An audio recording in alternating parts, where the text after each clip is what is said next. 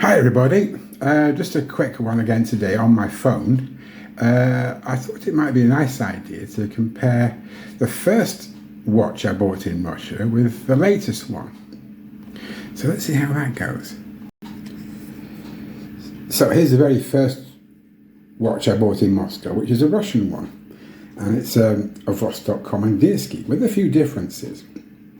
For example, all the text on it, you can see this, is in English. So you have automatic, 100 meters of water resistance, and Komandirsky in English and not Cyrillic.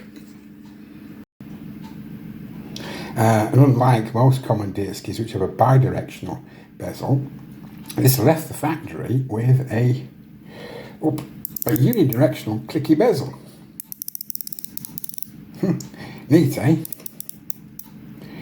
And we'll just turn it all the way around.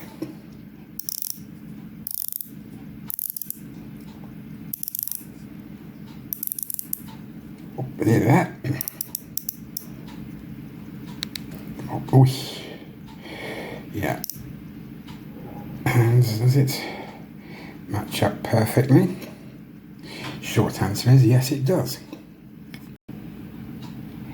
Here is the Bauhaus Aviation Traveler GMT watch with a titanium case, and you have the. I'm quite impressed with the where they have the GMT hand on this. You have an inner 24-hour ring, so there's no long GMT hand and no need for a bezel. It's quite impressive, I think. Now, surprisingly, these two watches have a few things in common. For example, neither of them has a quick date set. We know about the 2416 and 2414 movements in the Komandirsky watch, but then you have the Miyota 9075 in the Bauhaus Aviation, but that offers some benefits. I've already demonstrated to you the movable hour hand, which is independent of the the minutes and the seconds and the GMT. Obviously the Komandirsky is rather less sort of flexible than that because it's an older movement. They both have glass case backs. The one on the Komandirsky is a bit smaller, but you've got some nice thing on the lovely Miyota 9075 with the rotor on the Vostok is a little less willing.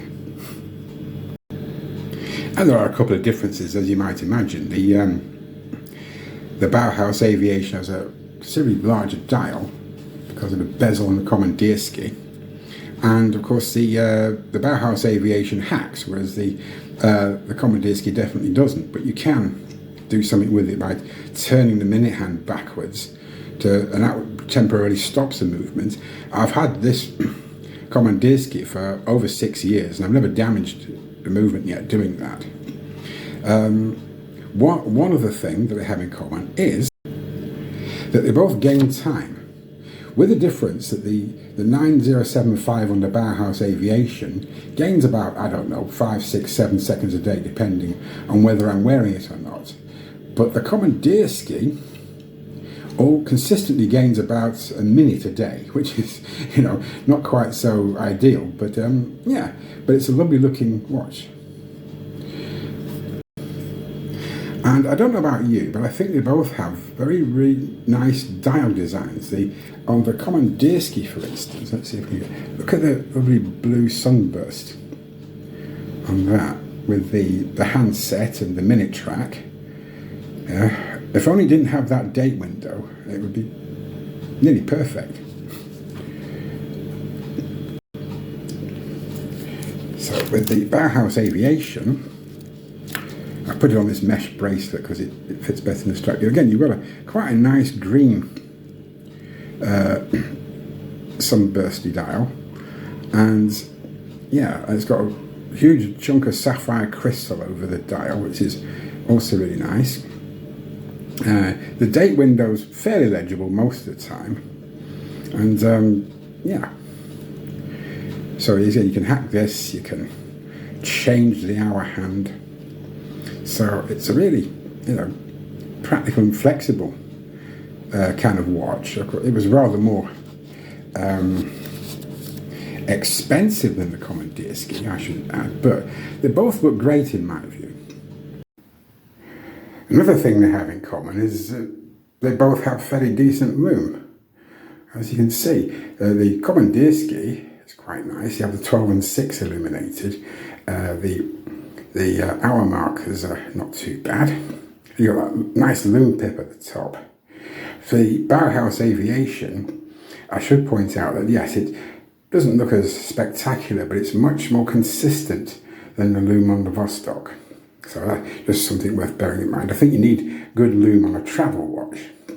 Some people don't agree. I saw one bloke reviewing a Grand Seiko, very high beat GMT. It's got no loom on it, but he was quite delighted. So, taste is a relative thing, as the cannibal said when he ate his cousin.